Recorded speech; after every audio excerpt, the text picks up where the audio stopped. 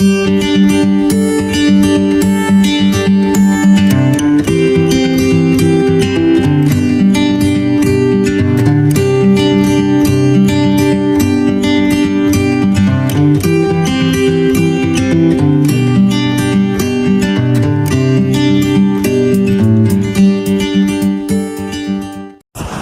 we were looking at how we could invest effectively, and we were also taking on learning from kind of previous experiences. So for example, under HLSs, where you sort of plant trees because that's the tree you're told to plant under your HLS, but actually the end product doesn't necessarily fit with your farm business, or you don't necessarily have a market for it. So we put a lot of time into researching what tree crops we could kind of get out of their fields and where the markets were.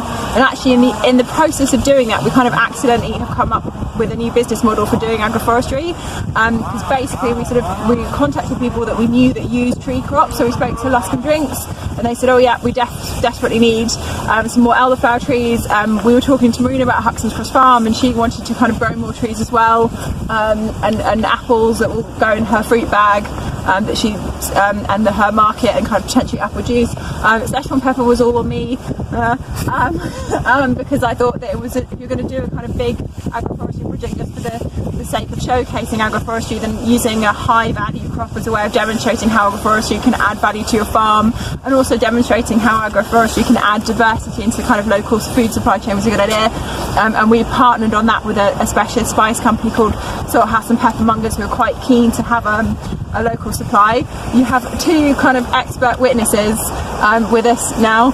So Stephen helped us put the design together in terms of the layout of all of the trees, and then Jeremy got stuck with making sure it practically worked in terms of John's tenancy and the license for the trees. So we had to, the way it works is that we own the field, John has the rent of it as part of his tenancy, and then the tree rows themselves are leased out to the other companies. So they plant the tree, they manage the tree, and they harvest the tree, and essentially they're just paying John for kind of use of that space and for him cutting the grass under the trees, which is the system by which he retains active management status for the entire field. It doesn't therefore affect any of our kind of existing basic payment or farm stewardship agreements. So the elderflowers on the widest row, they're actually double planted, and then they've got 2.5 metres from either side of the planting, and that's because they're the only tree that will require access while there's potentially a standing arable crop in the field. So the 2.5 metres is so they can go alongside and pick elderflowers when they're in season. The apples and the Szechuan peppers have only got 4-metre rows. I can go into a little bit of management, but do you want to talk a little bit about kind of how this was for you guys? So yeah, how does it work for us? It was something part of the tenancy. We had no choice, but it's something agroforestry is something I've been involved in or was first exposed to back in 2000. So it didn't come as a complete shock to me when it was part of the tenancy. I'm sure it must have to some. We couldn't afford to do it ourselves and invest in the rest of the farm, so it was a bit of either this or that. And so part of the investment that the trust were doing, they decided that they would put their money into this, and like Harriet said, the new sort of scheme evolved, so that worked out quite nicely in the end. In terms of practicality, yeah, it's fine for me, but don't talk to my contractors because they can't stand it. But apart from that, if we had our own kit, that would make it a lot easier.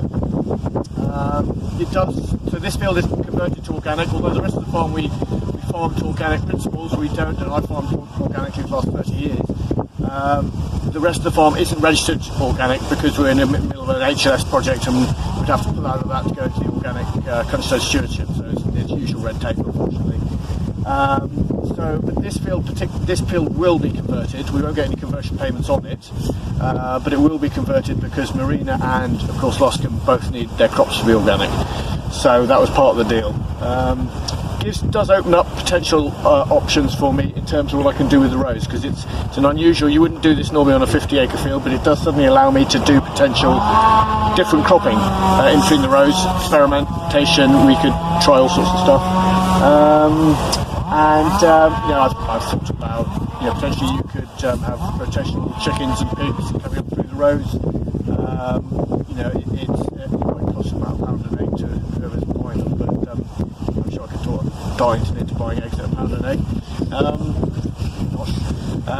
So it does open up lots of different opportunities which we could do between the rows, and I'm looking into doing that now, other than just making, our rotation is normally a wheat, a first wheat. We've got then options on peas and wheat as a forage crop, or we're experimenting. We've got hemp as well, which we grow here. That's been introduced into rotation now. So we've got various options that we could do, but it's usually about a 2 to 3 cultivation, and then back to a 3 to 4, sometimes 5 year grass lay. Was any of the conversion grant aidable? Did you receive any grant? None at all. So there's none available for conversion? No. So we made it work entirely on the investment of the businesses that planted the trees, essentially, and the nature of the licence. With the track. So that was one. So and it's never quite. We did measure it specifically on a 3 metre drill, so that when it came to arable cropping, but of course it doesn't work with rakes, the forager, so you're always left with like a half a row, 2.5 rows or something, or 1.5 row in the kit not fitting the system. Yeah, and possibly the contractor's not fitting the system, because they do tend to go as close to the trees as they can get away with, which is not quite how it's supposed to work. So we were thinking about maybe we need to put some guardrails around to actually indicate to them where the spacing should be, because if they're going too close on one side, it's not.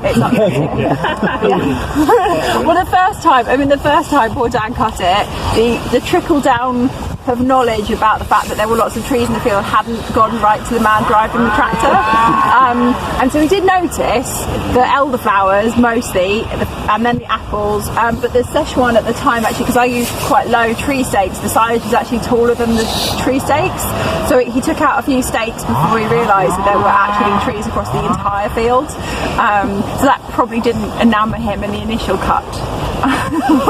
So learning, I think one of the key learnings would definitely be more contractor involvement from the beginning, as opposed to we spoke to them when we got them into, because basically the way we planted up the field was that we got the contractors in and to use their GPS system, and we subsoiled all the rows in using their GPS system on the belief that would then make it easier for them, because it was set up to their system, they'd marked it out, and all the rows should be dead straight, so they shouldn't then have issues.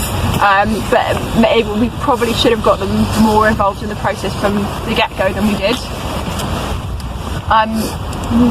General comments have been, what a waste of a bloody good field, and then you try and explain to them, it's education.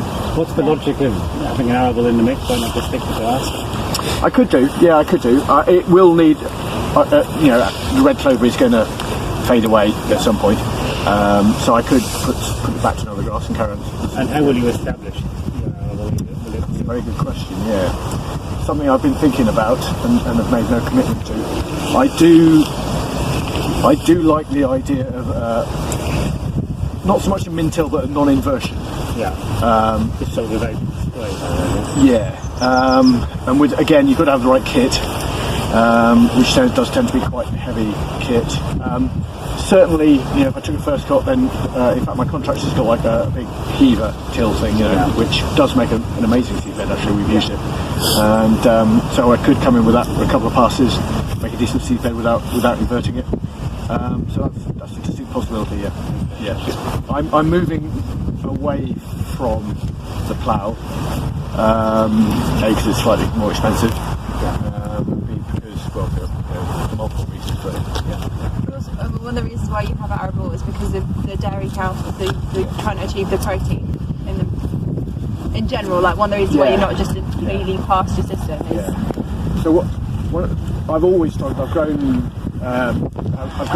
organic cereal crops in various places for many years. And the problem I've always found personally is that they look fantastic up until about sort of June. The canopy opens slightly, and then bush all come through the weeds. And if you get a nice early harvest, it's great. But if you have a late one or plenty of rain and it's delayed, and then I've spent many an unhappy hours in the back of a combine unblocking the sieves. So I've always wondered how I could do that.